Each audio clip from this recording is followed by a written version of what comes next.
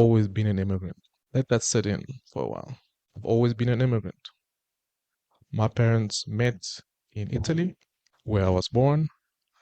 They were immigrants. There's just the three of us. There was a period of time, so I might actually refrain from saying that, but I think I'm right by saying I've always been an immigrant. The reason for this is for the first 7 years, we were in Italy. Then we moved to Cameroon after one of my grandparents passed away. And then thereafter, I was in Cameroon for about 3, 4 years, if I'm not mistaken. But I was an immigrant because I didn't know the culture. The first 7 years, I was raised as a European, essentially, and moving to Cameroon for a short stint, not really knowing the language, not understanding the custom, I was a foreigner. And thereafter, when I was about 11 years old, then we uprooted again and moved to South Africa.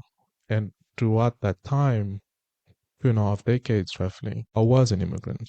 South Africa is a very complex but beautiful country, many languages, many cultures, but I was still an immigrant. There is a famous name for immigrants, black immigrants specifically in South Africa, which I will not utter, but I was an immigrant. And I was fortunate enough in 2019, I found myself in Germany. Again, an immigrant. Why is that? Why is this important? I think it's important for the sake of this podcast to understand or get context of why. Why are we doing what we're doing and what do we want to achieve through it? Being an immigrant is both a sad and tough life, but also it builds resilience, but it also brings an amazing view of the world.